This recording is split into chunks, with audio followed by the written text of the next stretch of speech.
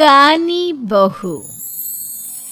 किशोरी लाल जी के बेटे राघव की शादी की बात जगह जगह चल रही थी, लेकिन किशोरी लाल जी को कोई लड़की पसंद ही नहीं आती थी। और उसकी एक ही वजह थी, किशोरी लाल जी का लालची होना। उनको लड़की वालों से मोटा दहेज चाहिए था और इसी चक्कर में एक दिन वो एक बहुत पैसे वाले के घर अपने बेटे का रिश्ता लेकर पहुंचे। उस आदमी का नाम था ओम प्रकाश। देखिए किशोरी लाल जी, मेरी एक ही बेटी है और मेरी सारी संपत्ति जायदाद सब कुछ मेरी बेटी नैना का ही है।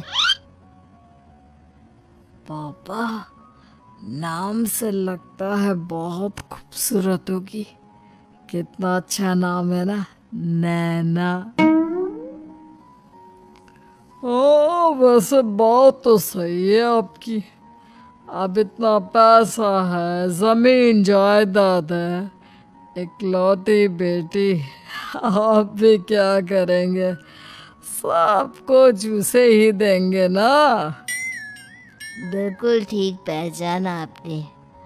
बस बेटी की शादी और सारी जायदाद उसके नाम। पापा, बिना देखे हाँ कर दीजिए ना। इतना अच्छा रिश्ता फिर कहाँ मिलेगा? माला माल हो जाएंगे हम। मैं अपनी बेटी को बुलाता हूँ। अरे नहीं नहीं नहीं नहीं, आपकी बेटी का नाम नैना है, सुनकर ही लगता है बहुत सुंदर होगी। रहने दीजिए अंकल, मैं तो आपकी बेटी के नाम से ही इतना खुश हो गया हूँ कि उसे बिना देखे शादी करने को तैयार हूँ। अब तो मैं उसका चेहरा सीधे शादी के बाद ही देखूंगा। और इस तरह राघव नैना का चेहरा नहीं देखता और उससे शादी कर लेता है। शादी के बाद अपनी सुहाग रात पर जब राघव नैना का घूंघट उठाकर देखता है तो नैना की आंखें बंद थी।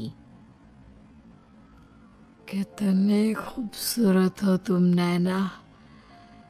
जरा अपनी आंखें खोलकर मेरी तरफ देखो तो सही।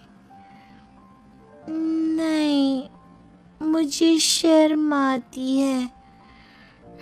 अरे, मैंने तुम्हें शादी से पहले भी नहीं देखा, और अब अगर तुम आंखें खोलकर मुझे देखोगी भी नहीं तो मुझे अच्छा कैसे लगेगा?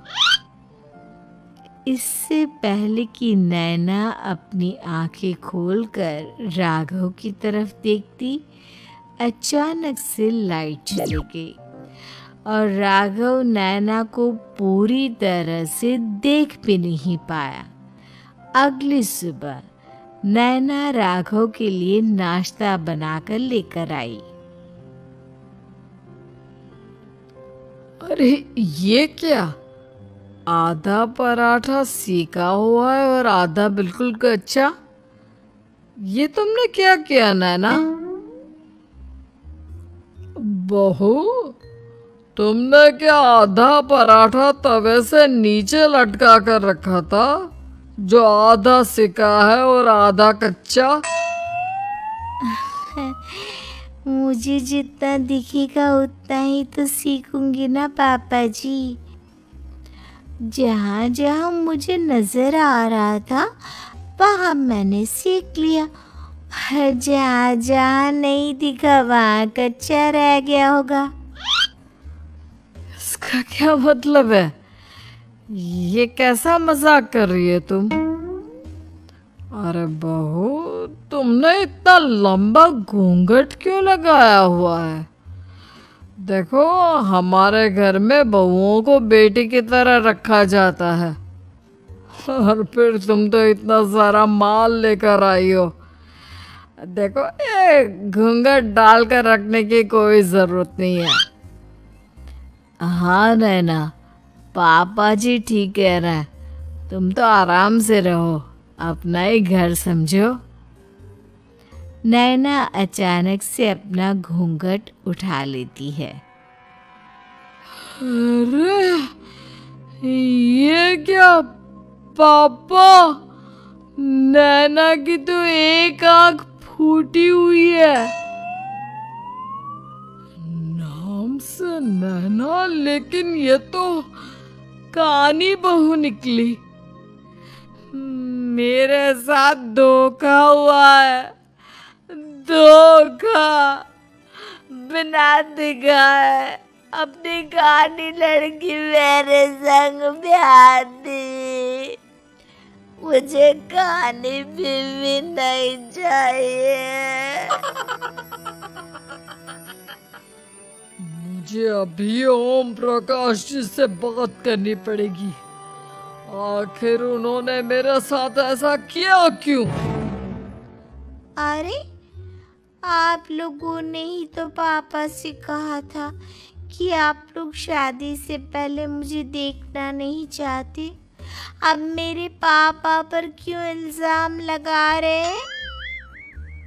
अरे लेकिन उन्हें बताना तो चाहिए था ना कि तुम कहानी हो, एक आंख से तुम्हें दिखाई नहीं देता। किशोरी लाल और राघव नाराज होकर ओम प्रकाश को अपने घर बुलाते हैं। पापा जी, ये आपने क्या किया? शादी से पहले बताया क्यों नहीं कि नैना की आंखों में परेशानी है? अरे आप ही ने तो लड़की देखने से मना कर दिया था। अरे लेकिन आप बता तो सकते थे। आपको तो हमारी बेटी की प्रॉपर्टी चाहिए थी, वो भी पूरी की पूरी। अब क्या हुआ अगर उसे आधा दिखाई देता है? प्रॉपर्टी तो आपको पूरी मिल गई ना। अरे ये क्या बात हुई? मेरी शादी प्रॉपर्टी से नहीं, आपकी बेटी से हुई है। अब ये तो पहले सोचना चाहिए था। तब तो मेरी प्रॉपर्टी देखकर तुम्हारी जुबान लप लप आ रही थी। लेकिन मैं कानी लड़की को अपनी बीवी बनाकर नहीं रख सकता। पापा कुछ करिए ना आप। हाँ करता हूँ। देखिए ओम प्रकाश जी, आप हमारे साथ ऐसा नहीं कर सकते। और तुम देखो, अगर तुमने मेरी बेटी से शादी तोड़ी ना, तो जो भी प्रॉपर्टी मैंने तुम्हें दी है वो तो पूरी की पूरी वापस ले लूंगा, और आधी प्रॉपर्टी तुम्हारी भी लूंगा। अरे मेरी आधी प्रॉपर्टी भला क्यों लेंगे आप? इसलिए क्योंकि मेरी बेटी को आधा नजर आता है, और उसकी नजर अभी तक तुम्हारी आधी जायदाद पर ही पड़ी है। अब तुम उसे घर से निकालोगे तो कुछ तो लेकर जाएगी ना। और अगर हम आपकी बेटी को अपने घर की बहू बना कर रखे तो?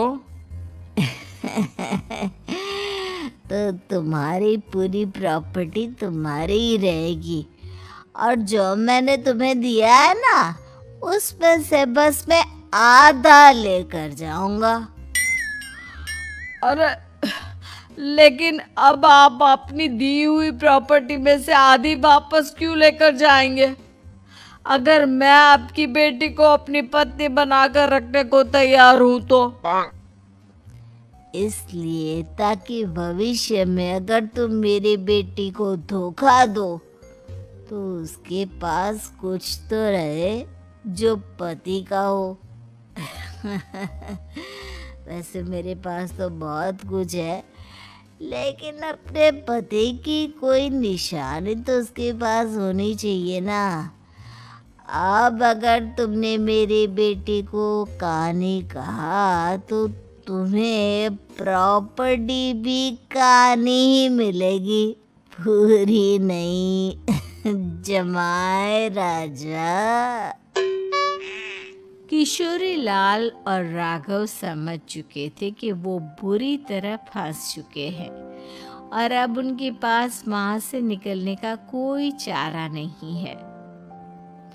अब समझ में आया ना, लालच बुरी बला होती है। एक तो तुम्हें प्रॉपर्टी मिली, ऊपर से बीवी मिली, उसमें तुम्हें नखरे भी दिखाने हैं। आए बड़े, चुपचाप बैठो दोनों। कुछ दिनों के बाद नैना राघव की कार लेकर बाजार घूमने निकलती है और जब कार लेकर वापस आती है, ये क्या? एक तरफ से मेरी गाड़ी पूरी खराब हो चुकी है। लगता है तुमने मेरी गाड़ी को किसी दूसरी गाड़ी के साथ एक्सीडेंट किया है। अरे अरे, कितना बड़ा नुकसान कर दिया तुमने बहू। वो क्या है ना पापा जी, मुझे एक आंख से दिखाई नहीं दे रहा था, सामने से गाड़ी आ रही थी। मुझे तो सिर्फ आधा ही दिखाई दिया और वो गाड़ी मेरी कार से रगड़ते हुए निकल गई। अब मैं क्या करूं बताओ? आप इसे ठीक कराने के पैसे कौन देगा? तुम्हारे पापा? तुमने मुझसे इस तरह से बात की? अभी रुको। नैना राघव की शिकायत ओम प्रकाश को कर देती है। देखो राघव, अब जो मेरी आधी प्रॉपर्टी तुम्हारे पास थी ना, उसमें से आधी और मैं लेकर जाऊंगा, क्योंकि तुमने मेरी बेटी को डांटा। अरे नहीं नहीं पापा जी, गलती हो गई, माफ कर दो। गलती की तो कोई गुंजाइश ही नहीं। अगली बार मेरी बेटी को डांटा तो बची हुई आधी में से आधी और ले जाऊंगा। लालच के चक्कर में हम दोनों ने बहुत बड़ी गलती कर दी बेटा।